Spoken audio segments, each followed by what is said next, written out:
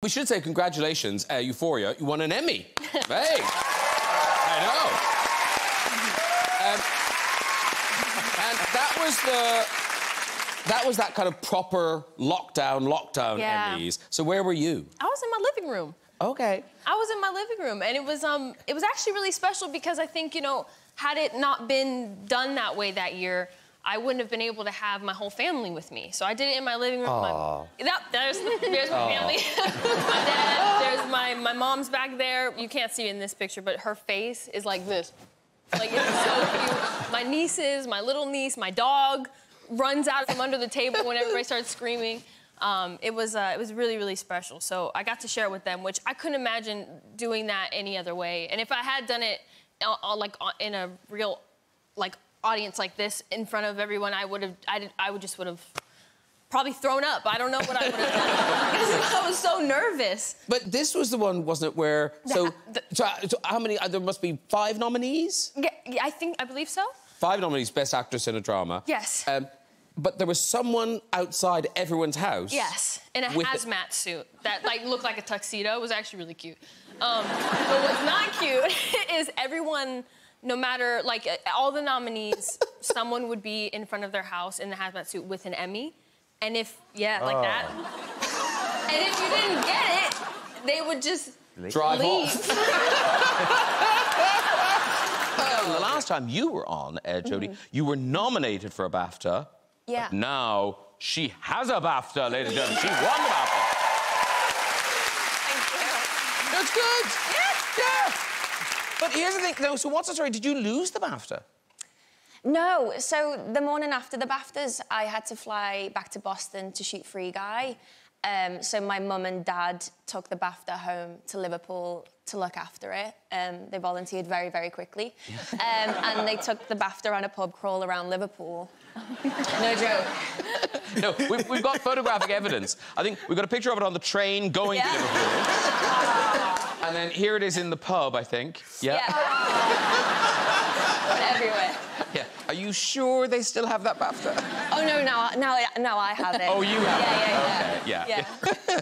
Little stained, but you have it. Yeah. Because when you came out of Juilliard, you must have kind of thought, right, this is it. My life begins now. But you don't go straight into Oscar-winning films.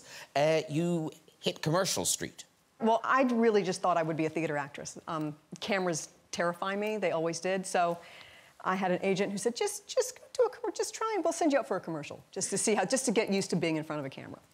So I went to this audition for a chicken sauce. It was a chicken sauce. Lovely. Where there was a very crabby, very irritable, casting director, not happy casting director. Then they picked 4 of us to go in. It was me, a much older woman, a man in a business suit, because he came dressed thinking he was going to do some sort of thing with a business suit, and me and some young kid. And they brought us in, and she was like, all right, I'm going to put on some music, and you're going to dance around like a chicken. But don't move your head. Only wings and legs. And she would turn on this music, and I don't know what spirit came into me that made me feel like I had to dance around the room like a chicken. But I danced around the room like a chicken. And now we have Linny's chicken sauce. And now you have But anytime anyone would do any sort of, which is what one does when one thinks chicken. Come on. You're a trained actress. We'd get yelled at. No hands! Don't move! It was the only time the casting director, you heard anything other than this from the cast. Don't move your hand! So it was thoroughly traumatizing. That was it. That was it for me. You may not know, but thanks. why couldn't you move your head? I have no idea. Makes no sense. Did she have a situation with a chicken? I'm sure she must. Where a chicken maybe something. No, but it was very. She was screaming. It was the strangest. Did you get it? One of those. No. Oh. I moved my head. Talking of hair hell, yes. Who did this to Jason Bateman? Was that the same stoned hairdresser? Yeah. No. Well, that's very easy to do. This is just a disaster. Wow. You play homeless really well. Yeah. I was doing a job where I was supposed to look like crap, and so I thought just grow my hair out as long as possible, like I'd hit screw it, you know.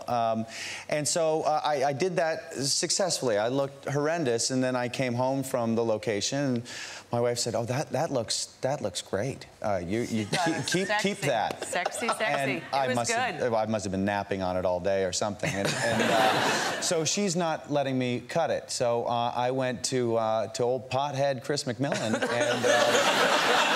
and he tried to work some shape in it. No, he's not really a pothead. But actually, it's not your finest hair moment. No, it's not. Your finest hair moment surely comes in your groundbreaking performance in 1987's Teen Wolf 2. Yeah. There you are. Teen Wolf 2. Which... Can we zoom in on the circumcised nose? Can we zoom? We can zoom in. Let's go back. Someone will zoom in. There's something really... Isn't that terrible? That's like, weird. How did they not fix that? Anyway, that was the least of my problems. The scene where I catch a Frisbee in my teeth was probably the worst problem. Why do we have that clip? Yeah. Well, I think we tried, but it cost more than making the movie again. So I always thought the first thing you did was about a boy. But you started even younger than that, didn't you? Yeah, I did my first gig when I was 5. Oh, 5. But now, so the gig I'm talking about is Casualty. How old were you in Casualty? I think 6, 7? 6 or 7? I don't know. I think you were about 7. I remember I got to wear a cool leather jacket. I thought at the time, and my dad like hit his head on a car jack, and was going to die. Maybe? Well, we've got the clip. Not your actual in the pretend. No. We've got the clip. We've got the clip. So this is Nicholas Hoult, very young. It's a classic Casualty setup. Nicholas Hoult is very excited. He's very young. He's too young to be let loose with a pump for a big tyre. Yeah. But he's playing with it. It probably won't end well. Here he is. So he's very excited. He's pumping away. Look at him. Oh, there's his cool leather jacket. He's having a great time. But now there's the tyre. But see, I think he's getting overexcited. The pressure's getting a bit high now. Oh, look at that face! He's like, look. Oh, he's like, it's too much. It's too much. Look, the tyre is going to burst. Will someone come to help Nicholas? Surely his dad will notice. Oh, he has noticed. Hang on, he's got to go and rescue him.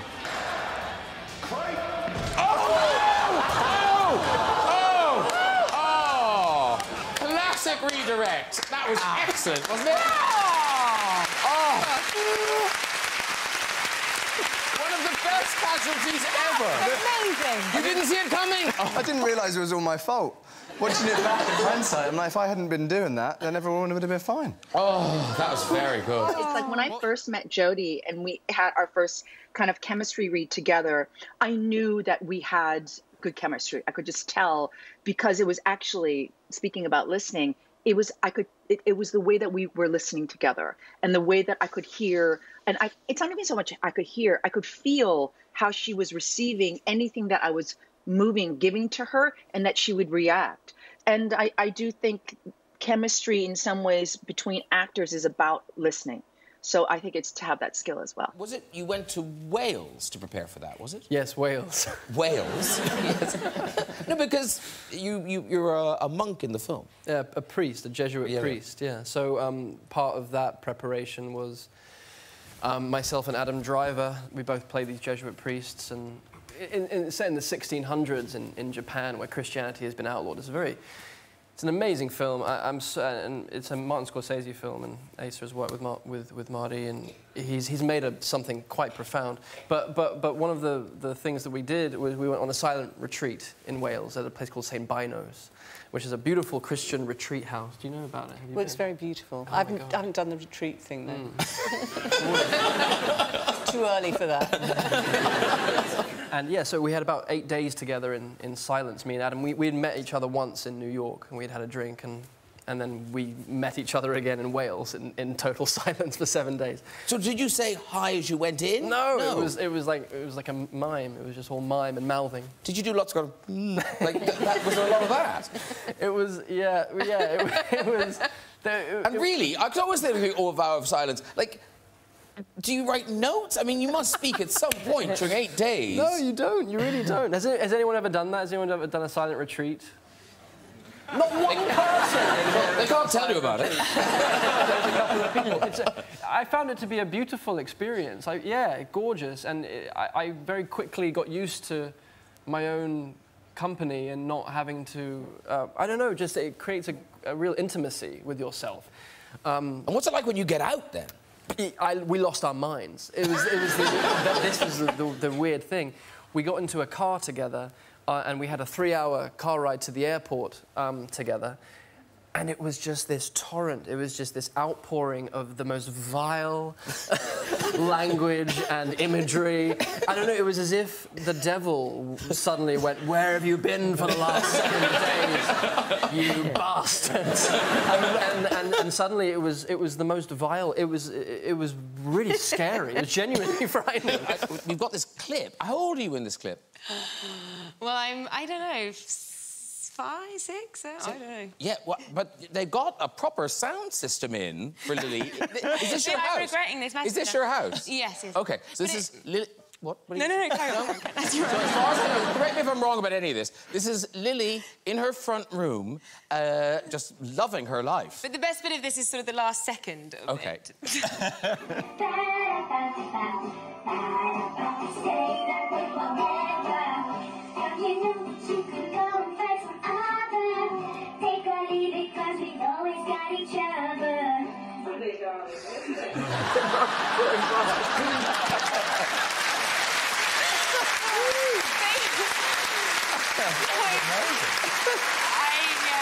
I realised it was my 30th birthday and we were watching all our old sort of home videos and we watched that and I realised that I'd driven my mother to alcohol because I was always, and I thought I was quite shy and cool and raw, but actually I was just always singing and performing. Because I thought that was a heavy pour. So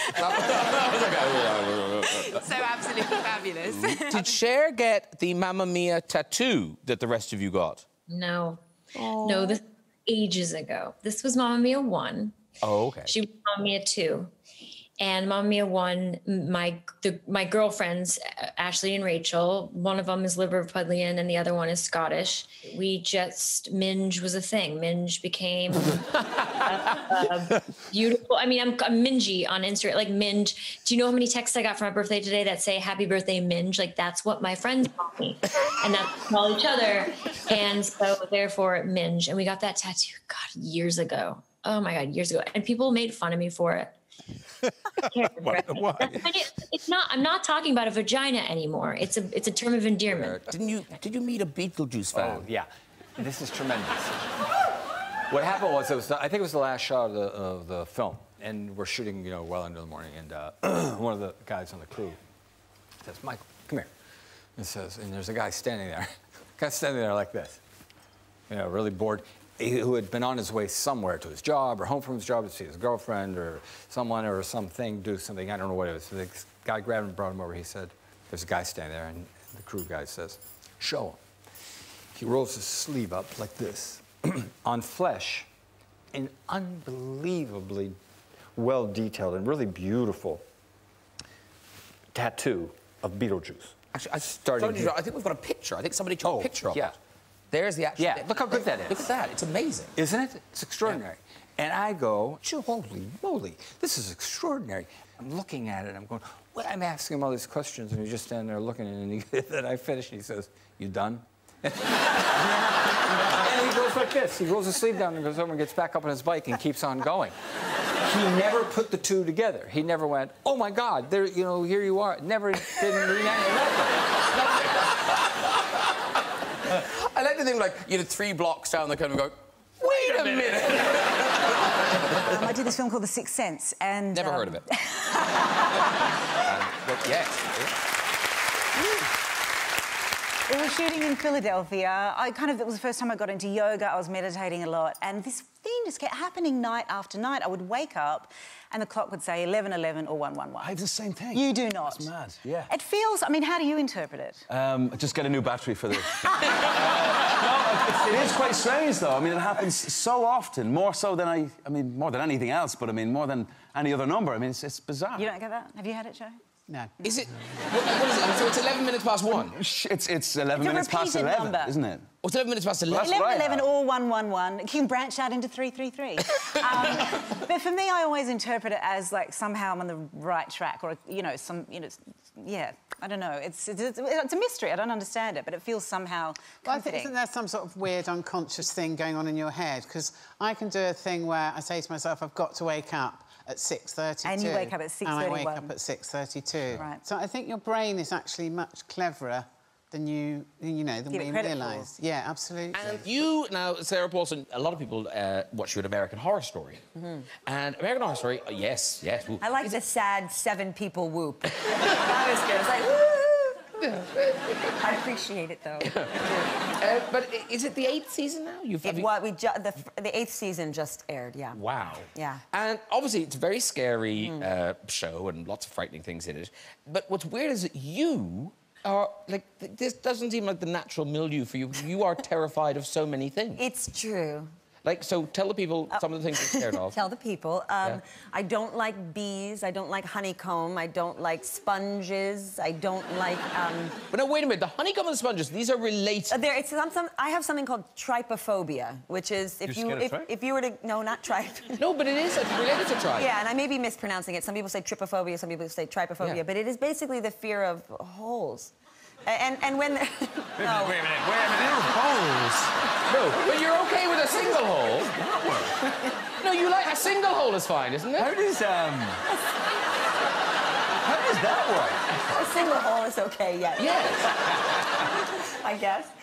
Sort of. But a hole next to a hole. when they're, like, smashed next to another hole, and then there's, like, another hole on top of it, and then another hole there, and they're all, like, a hole. A whole lot of holes. Yeah, those are far enough apart, and they're more oblong. Okay. Oh, so the set's okay? The set is all right. Oh, because I was worried for you. No, I was thinking... It's when there's space, if they were all, like... I'm telling you, if you Google this thing, half of you will want to retch, and the other half of you will go, oh, but I promise you this is a new phobia for some of you to discover that you have. Do you have any fears? Do you have a phobia of any kind that Yeah. you'd like to share with everyone? Hard-boiled eggs. What? Oh. You mean you don't like the smell? You don't like the way they look? Yeah, literally it's like a fart on a plate. Well, that is... Yeah, terrible. That's so tasty. If they're fried or whatever, but if they're in an egg crust sandwich or something, I've got to leave the room. Really? Yeah. Jodie, you're not afraid of anything, are you? No, I can't think of anything that I'm necessarily afraid of. Penelope Cruz's boobs he's afraid of. I'm afraid I'm going to kick them. Yeah, you're afraid of... Yeah. Very good. You know, Jennifer Aniston, Reese Witherspoon, Steve Carell's in it. It's about daytime I hear TV. it's great, by the way. Yes. Yeah.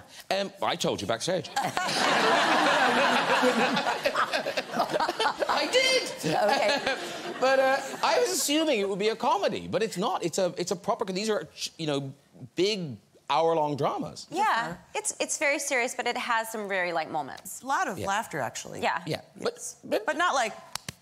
Yeah. Yeah. That kind of laughter. No, it was a lot darker than I was expecting. Anticipating, sure. Yeah.